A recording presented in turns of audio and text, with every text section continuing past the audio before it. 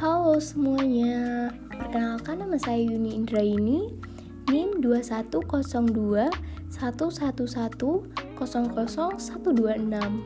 Kali ini kita akan belajar mengenai materi dasar-dasar penelitian. Simak videonya dengan seksama ya. Oke, sebelum mengulik-ngulik lebih jauh mengenai penelitian, kita harus tahu lebih dahulu nih, apa sih pengertian penelitian itu? Nah, di sini aku udah punya beberapa pendapat para ahli tentang penelitian. Yang pertama ada pendapat dari Kerlinger. Nah, Kerlinger berpendapat bahwa penelitian merupakan proses penemuan informasi secara sistematis dan terkontrol yang didasarkan pada hipotesis dan teori. Yang kedua ada pendapat dari Stephen Duckisher. Nah, Stephen berpendapat bahwa penelitian merupakan cara yang sistematis untuk mengumpulkan data dan mempresentasikan hasilnya. Dan yang ketiga ada pendapat dari Amsemilan dan Schumacher. Nah, mereka berpendapat bahwa penelitian adalah proses penemuan dan analisis data secara sistematis dan logis untuk mencapai tujuan tertentu. Nah, dari beberapa pendapat dari teori-teori tersebut, maka dapat kita simpulkan bahwa pengertian penelitian merupakan usaha memperoleh fakta atau prinsip dengan cara mengumpulkan dan menganalisis data atau informasi yang dilaksanakan dengan jelas, teliti, sistematis, dan terkontrol yang didasarkan pada hipotesis dan teori untuk mencapai tujuan tertentu dan hasilnya dapat dipertanggungjawabkan. Oke, selanjutnya kita beralih ke apa sih tujuan dilaksanakannya penelitian itu? Kenapa ya harus dilakukan penelitian? Gak mungkin dong kita ngelakuin sesuatu kalau gak ada tujuan yang jelas. Nah, pada umumnya tujuan penelitian dapat terkait dengan adanya suatu permasalahan atau akan diputuskannya suatu kebijakan baru. Penelitian tidak terlepas dari peran peneliti yang ahli di bidangnya. Kombinasi tim peneliti yang memiliki keahlian dari bidang yang berbeda juga dapat dilakukan untuk melakukan observasi terhadap suatu fakta atau kejadian yang hasilnya dapat memberikan dampak bagi masyarakat luas. Di sini udah aku bagi tujuan penelitian menjadi 3 bagian nih teman-teman. Yang pertama ada tujuan operasional, yang kedua ada tujuan fungsional, dan ketiga ada tujuan individual. Nah, yang pertama tujuan operasional. Dalam tujuan operasional, penelitian berfokus pada identifikasi dari permasalahan yang terjadi, agar dapat ditemukan solusi dari masalah tersebut. Permasalahan yang diidentifikasi tidak terbatas pada bidang atau objek tertentu saja. Semua hal dapat menjadi objek penelitian yang menarik. Nah, sedangkan yang kedua, tujuan fungsional dari suatu penelitian memiliki fokus terhadap hasil yang dapat digunakan dalam pengambilan keputusan atau kebijakan. Penelitian fungsional biasanya dilakukan oleh instansi pemerintah atau perusahaan ketika akan membuat suatu kebijakan baru. Yang ketiga, tujuan individual.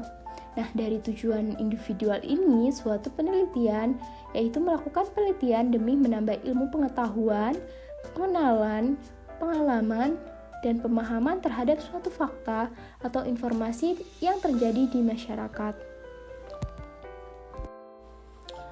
Selanjutnya, manfaat penelitian. Nah, di sini ada 3 manfaat penelitian nih. Ada manfaat bagi penulis, manfaat bagi masyarakat, dan manfaat bagi pembaca. Oke, aku akan jelaskan satu-satu. Yang pertama ada manfaat penelitian bagi peneliti. Biasanya untuk mengidentifikasi suatu masalah yang sedang terjadi, untuk pengabdian masyarakat, untuk kebermanfaatan kepada masyarakat, dan untuk pengalaman diri sendiri. Fokusnya seperti itu. Yang kedua, ada manfaat bagi masyarakat. Nah, untuk masyarakat ini, penelitian harus memiliki dampak yang besar ya, baik itu dalam menganalisis gejala sosial yang terjadi di masyarakat dan dapat diamati untuk diambil kesimpulan ataupun membuat penelitian yang berguna atau tepat guna untuk masyarakat ke depan. Nah, yang terakhir adalah manfaat penelitian untuk pembaca. yaitu sebagai referensi dalam melakukan penelitian lanjutan yang lebih baik lagi. Selain itu, juga dapat memberikan motivasi dan gambaran umum kepada pembaca dalam menentukan topik penelitian selanjutnya. Next, di sini aku punya 7 jenis-jenis penelitian. Nah, yang pertama ada penelitian kualitatif. Penelitian kualitatif adalah penelitian yang mempunyai sifat deskriptif. Penelitian ini lebih cenderung menggunakan analisis dalam penelitian. Nah, dalam penelitian kualitatif, proses dan makna lebih banyak ditonjolkan dengan menggunakan landasan teori sebagai panduan untuk fokus pada penelitian berdasarkan fakta yang ada di lapangan. Contohnya, seperti pemanfaatan sampah dengan karya semi studi kasus pola penggerakan difabel di Kota Bangkalan. Nah, seperti itu teman-teman. Nah, yang kedua ada penelitian kuantitatif. Penelitian kuantitatif adalah penelitian yang melakukan investigasi secara sistematis untuk meneliti sebuah fenomena dengan cara mengumpulkan data-data yang bisa diukur menggunakan ilmu statistik, matematika, dan komputasi. Penelitian kuantitatif memiliki tujuan untuk mengembangkan teori hipotesis yang memiliki kaitan dengan fenomena-fenomena alam. Contoh penelitian kuantitatif yaitu pengaruh teknik pembelajaran A terhadap penguasaan bahasa mahasiswa jurusan bahasa Inggris di Universitas Trunojoyo, Madura. Nah, yang ketiga ada penelitian deskriptif. Nah, penelitian deskriptif ini adalah penelitian yang menggambarkan karakteristik dari suatu populasi atau sebuah fenomena yang menjadi objek penelitian. Metode penelitian deskriptif lebih fokus pada menjelaskannya objek penelitian, sehingga penelitian ini akan menghasilkan jawaban dari sebuah peristiwa yang terjadi. Yang keempat ada penelitian murni dan penelitian terapan. Penelitian murni merupakan salah satu jenis penelitian yang dilakukan penelitian secara mendalam untuk mengembangkan teori terhadap suatu fenomena. Sedangkan penelitian terapan merupakan salah satu jenis penelitian yang dilakukan untuk mendapatkan informasi dan menggunakannya sebagai langkah pemecahan masalah. Penelitian ini umumnya digunakan untuk kepentingan masyarakat. Yang kelima, ada penelitian eksperimen. Penelitian eksperimen adalah penelitian yang bersifat coba-coba. Kata eksperimen sendiri mungkin sudah tidak asing lagi ya bagi kita. Sejak sekolah dasar istilah eksperimen sudah dikenalkan. Misalnya saja eksperimen membuat roket dari botol bekas dan lainnya. Eksperimen yang bersifat coba-coba ini bertujuan untuk menguji sebuah hipotesis atau untuk mengenali adanya hubungan sebab dan akibat dengan tujuan tertentu. Yang keenam ada penelitian empiris. Penelitian empiris adalah penelitian yang berfokus untuk meneliti fenomena atau keadaan objek penelitian secara rinci. Caranya adalah dengan mengumpulkan fakta dan bukti yang terjadi, serta mengembangkan rancangan yang sudah ada. Yang ketujuh, penelitian campuran. Nah, penelitian campuran adalah penelitian yang menggabungkan penelitian bentuk kuantitatif dan kualitatif. Penelitian campuran ini lebih kompleks dibandingkan penelitian-penelitian yang disebutkan di atas, karena pada penelitian ini tidak hanya mengumpulkan dan menganalisis data, namun juga melibatkan fungsi-fungsi dari penelitian kuantitatif dan kualitatif. Penelitian tentunya memiliki ciri dasar yang perlu kita ketahui. Nah, di sini aku udah punya 4 ciri khas penelitian. Yang pertama, itu bersifat sistematis dan logis. Penelitian harus dilakukan dengan langkah-langkah yang beraturan serta dibuat secara logis dengan tidak memanipulasi hal apapun di dalamnya. Yang kedua, penelitian harus bersifat ilmiah. Penelitian harus menyajikan berbagai data atau temuan fakta agar bisa dipertanggungjawabkan dan dibuktikan kebenarannya. Yang ketiga, penelitian harus bersifat efisien dan harus bermanfaat. Penelitian harus dibuat seefisien mungkin agar mudah dipahami banyak kalangan serta memiliki kontribusi bagi pengembangan ilmu pengetahuan. Sedangkan yang terakhir, penelitian itu harus bersifat analitis. Penelitian harus dilakukan dibuktikan serta dijelaskan melalui proses metode ilmiah. Tidak hanya itu, hubungan sebab akibat antar variabel juga harus diuraikan dengan jelas dalam penelitian. Oke, selanjutnya kita masuk ke bagian proses penelitian. Nah, ada beberapa proses penelitian. Yang pertama ada proses mendefinisikan tujuan penelitian, desain penelitian, pengambilan sampling, pengumpulan data, analisis data, dan pengambilan kesimpulan dan membuat laporan. Baik, akan aku jelaskan secara rinci lagi tentang proses-proses penelitian ini. Nah, proses yang pertama adalah mendefinisikan tujuan penelitian. Sebelum kita memulai proses penelitian, langkah pertama yang harus ditentukan adalah menentukan tujuan yang ingin kita temukan. Karena jika hal ini tidak dilakukan, kita akan kesulitan mencapai proses selanjutnya. Jadi tujuan itu sangat penting ya teman-teman. Nah, selanjutnya yang kedua adalah desain penelitian. Setelah kita menentukan apa tujuan dan sasaran dalam proses penelitian kita, kemudian menentukan desain dalam penelitian. Nah, banyak desain dalam sistem informasi penelitian, misalnya ada use case diagram, activity diagram lain-lain. Nah, ini perlu dilakukan agar kita bisa mengetahui data apa saja yang akan kita sertakan dalam desain. Selanjutnya yang ketiga ada pengambilan sampling atau bisa dibilang teknik sampling. Nah, teknik sampling ini adalah hal selanjutnya yang harus kita lakukan setelah menentukan desain apa yang ingin digunakan. Sampling di sini bukan berarti kita benar-benar menjiplak hasil karya orang lain, tapi kita mencari referensi dan mendapatkan ide dari hasil tersebut agar kita bisa menambahkan referensi dan ide baru kita ke dalam proses penelitian desain kita yang saat ini.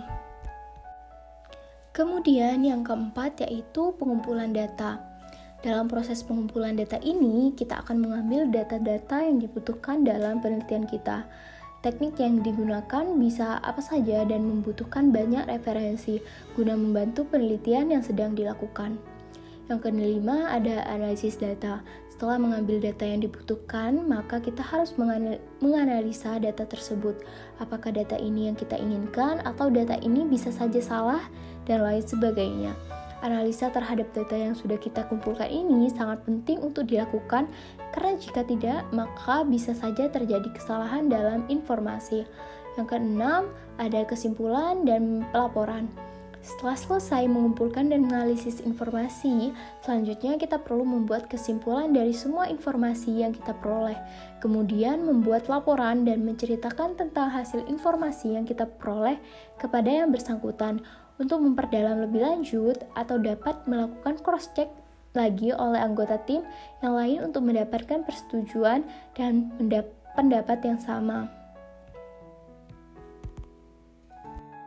Oke, selanjutnya ini aku udah sediain tabel perbedaan penelitian kuantitatif, kualitatif, dan penelitian kombinasi.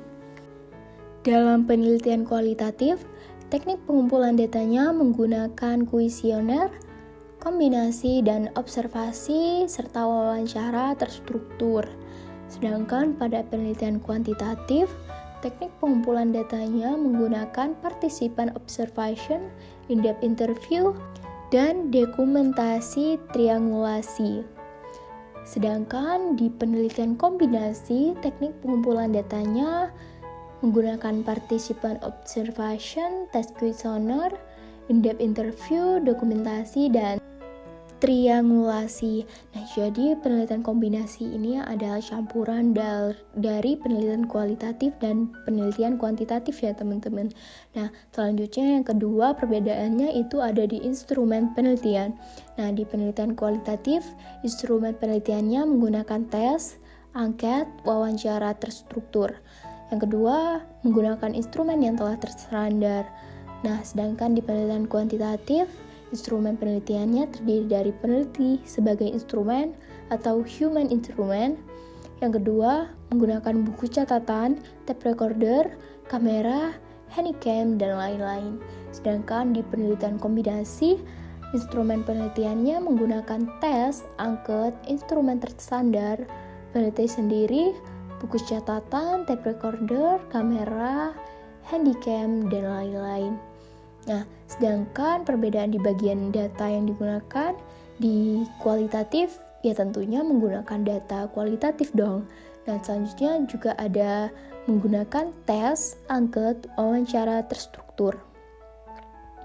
Nah, sedangkan di penelitian kuantitatif, data yang digunakan pastinya deskriptif kuantitatif dan menggunakan dokumentasi pribadi, catatan lapangan, ucapan dan tindakan responden, dokumen, dan lain-lain.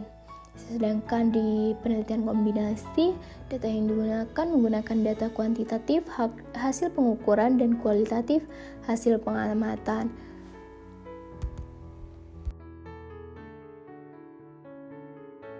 Oke, selanjutnya ini ada jenis metode analisis. Nah, jenis metode analisis dari data kualitatif dan data kuantitatif.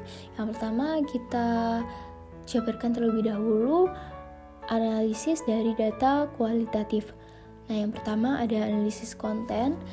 Di metode analisis konten ini digunakan ketika kalian harus memiliki pemahaman secara utuh atas data penelitian yang dimiliki. Pada penelitian yang mewajibkan kamu memahami keseluruhan data atau penelitian itu sendiri, maka perlu menggunakan teknik ini. Metode ini akan sangat membantu. Dalam metode analisis ini, kamu bisa menggunakan kode warna pada tema tertentu. Misalnya dalam penelitian di milikmu ada beberapa dimensi yang terkandung dalam teori utama. Agar lebih mudah, kamu bisa memberi tanda warna tertentu yang sesuai dengan dimensi tertentu. Sehingga nantinya dalam analisis data, tiap dimensi yang berbeda akan langsung terlihat dari warnanya. Jadi, kamu bisa dengan mudah untuk mengenali perbedaannya. Yang kedua, analisis naratif. Metode ini berusaha untuk mencapaikan data dengan narasi atau cerita, tentunya memuat seluruh bagian penelitian terutama data yang terkait. Metode ini banyak digunakan dalam penelitian tentang penilaian, emosi, dan banyak lainnya. Selain itu, metode ini berusaha untuk membuat data atau hasil penelitian nantinya mudah untuk dipahami. Hal ini karena metode naratif disampaikan dengan bahasa yang menarik. Metode ini akan membantu kalian untuk menyusun suatu rencana tindak lanjut dari data yang dihasilkan oleh penelitian tersebut. Nah, yang ketiga ada analisis wawancara. Metode yang satu ini terbilang mirip dengan metode analisis naratif. Hanya saja metode analisis wawancara lebih berfokus pada konteks sosial, yang mana di dalamnya terjadi interaksi antara subjek penelitian dan peneliti. Yang keempat, analisis kerangka kerja. Nah, metode ini bisa dikatakan sedikit lebih maju dan lengkap dibandingkan metode yang lain.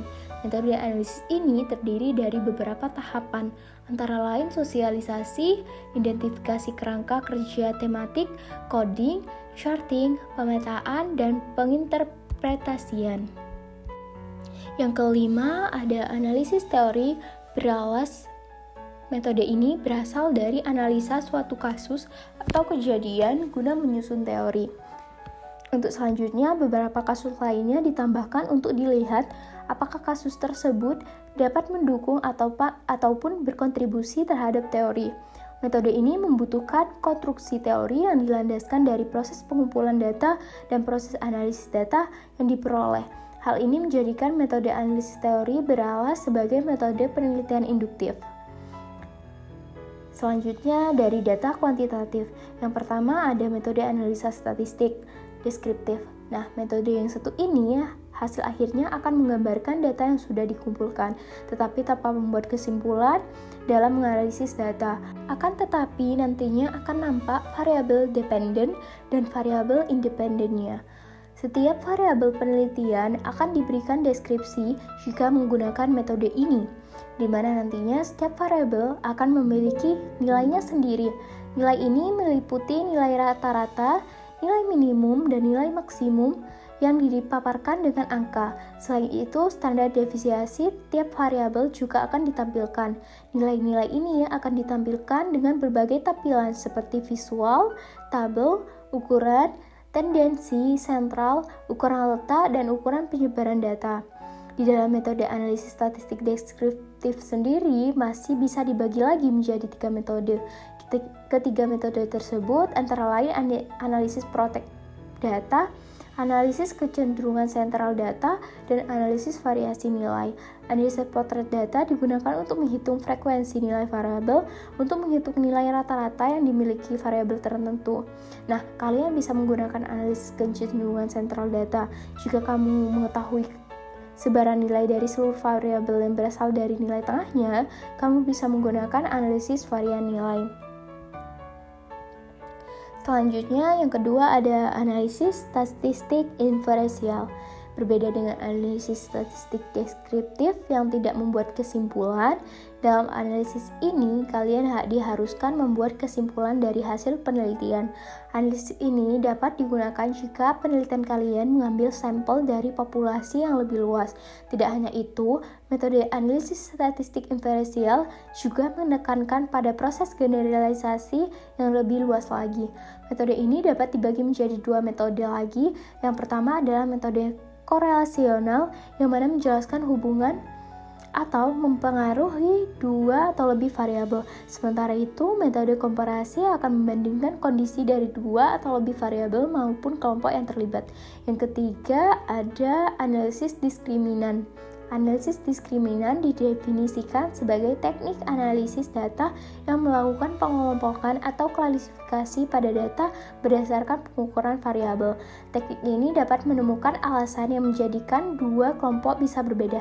Selain itu, teknik ini juga dapat menemukan dan mengetahui hal baru dari pengukuran variabel-variabel tersebut.